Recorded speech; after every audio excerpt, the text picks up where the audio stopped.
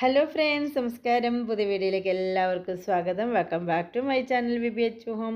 ഇന്നത്തെ വീഡിയോയിൽ നമുക്ക് ഏത് തരം ദോശയ്ക്കും ഉപയോഗിക്കാൻ പറ്റുന്ന നല്ലൊരു ടേസ്റ്റോട് കൂടിയ ഒരു ചട്നിയാണ് ഉണ്ടാക്കുന്നത്. എങ്ങനെയാണെന്ന് എന്തൊക്കെ ഇൻഗ്രീഡിയൻസ് വേണമെന്ന് നോക്കാം. തേങ്ങ ഇല്ലാതെയാണ് ഞാൻ ഈ ചട്നി തയ്യാറാക്കിയിട്ടുള്ളത്. എൻ്റെ വീഡിയോ ആദ്യമായിട്ടാണ് കാണുന്നുണ്ടെങ്കിൽ ചാനൽ സബ്സ്ക്രൈബ് ചെയ്തില്ലെങ്കിൽ ഒന്ന് സബ്സ്ക്രൈബ് ചെയ്യണേ. ലൈക്കും ഷെയറും കമൻറ്റും ചെയ്യാൻ ആരും മടിക്കല്ലേ കേട്ടോ. നമുക്ക് ഈ ചട്നി തയ്യാറാക്കാനായിട്ട് പോകാം. ഒരു പാനൊന്ന് അടുപ്പത്ത് വെച്ച് പാനിന് ചൂടാക്കി ഇട്ടിട്ടുണ്ട്. ഇതിലേക്ക് ഒരു 1.5 ടേബിൾ സ്പൂണോളം കുക്കിംഗ് ഓയിൽ ചേർത്ത് കൊടുക്കുന്നുണ്ട്. നിങ്ങൾക്ക് വെളിച്ചെണ്ണ വേണമെങ്കിലും ഉപയോഗിക്കാവുന്നതാണ്. ഓയിൽ നിന്ന് ചൂടാക്കി കഴിയുമ്പോഴത്തേക്കും വറ്റൽമുളകാണ്, ഒരു 3 ചെറിയ വറ്റൽമുളകാണ് ഞാൻ എടുത്തിട്ടുള്ളത്. വലിയ വറ്റൽമുളകാണെന്നുണ്ടെങ്കിൽ 2 മതിയാവും. നമുക്ക് എത്ര എരിവ് വേണോ ചട്നിക്ക് അതിനനുസരിച്ച് വറ്റൽമുളക് ഉപയോഗിക്കുക. നല്ല എരിവുള്ള വറ്റൽമുളകാണെങ്കിൽ കുറച്ച് വറ്റൽമുളക് 2 ചേർത്ത് കൊടുത്താൽ മതിയാവും. വറ്റൽമുളക് ഒരു റോസ്റ്റാക്കി എടുക്കണം. ഒരു 10 മുതൽ 12 സെക്കൻഡ് സമയം തീരെ ലോ ഫ്ലെയിമിൽ വെച്ചിട്ട് റോസ്റ്റാക്കി എടുത്തിട്ടുണ്ട്. ഇതിലേക്ക് ഒരു സവാള സ്ലൈസായിട്ട് അരിഞ്ഞതും ഒരു ചെറിയ പീസ് ഇഞ്ചി ചെറുതായിട്ട് അരിഞ്ഞതും ചേർത്ത് കൊടുത്ത് സവാളയുടെ നിറമൊക്കെ ഒന്ന് മാറ്റിയെടുക്കണം.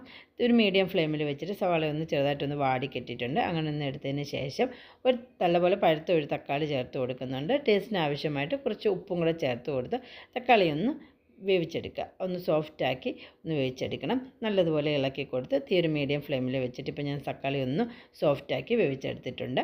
ശേഷം ഇതിലേക്ക് പിന്നെ ഞാൻ ചേർത്ത് കൊടുക്കുന്നത് കാഷ്യൂനട്ടാണ്. ഒരു 8 മുതൽ 10 കാഷ്യൂനട്ടും 1 ടേബിൾ സ്പൂൺ വറുത്ത റോസ്റ്റ് ചെയ്തിട്ടുള്ള കടലപ്പരിപ്പാണ് ചേർത്ത് കൊടുക്കുന്നത്. പിന്നെ കുറച്ച് മല്ലിയിലയും കൂടി ചേർത്ത് കൊടുത്ത് നമുക്ക് ഇളക്കിയെടുക്കാം. ഫ്ലെയിം നമുക്ക് ഓഫ് ചെയ്യാവുന്നതാണ്.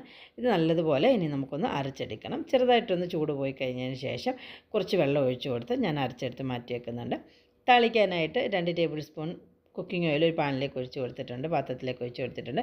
ഇതിലേക്ക് ഓയിലൊന്ന് ചൂടാക്കി കഴിയുമ്പോൾ ഒരു 1/4 ടീസ്പൂൺ കടുക് ഇട്ട് കൊടുക്കുക. കടുക് ഒന്ന് പൊട്ടിക്കഴിയുമ്പോൾ ഒരു വറ്റൽമുളകും കുറച്ച് കറിവേപ്പിലയും കൂടി ചേർത്ത് കൊടുത്ത് അതും റോസ്റ്റാക്കി എടുക്കുന്നുണ്ട്. ഇനി നമ്മൾ അരച്ചെടുത്ത് വെച്ചിട്ടുള്ള ചട്നിയിലേക്ക് ചേർത്ത് കൊടുക്കാം. ഞാൻ അല്പം തിക്കായിട്ടാണ് ഞാനിപ്പോൾ ചട്നി അരച്ച് കൊടുത്തിട്ടുള്ളത്. നിങ്ങൾക്ക് കുറച്ച് ലൂസായിട്ട് വേണമെന്നുണ്ടെങ്കിൽ അതിനനുസരിച്ച് ഉപ്പും വെള്ളവും ചേർത്ത് കൊടുത്ത് അരച്ചെടുക്കുക. ഞാനിപ്പോൾ ഒരു 1/2 കപ്പിനടുത്ത് വെള്ളം ഒഴിച്ച് കൊടുത്ത് അരച്ചെടുത്തിട്ടുള്ള ചട്നിയാണ്.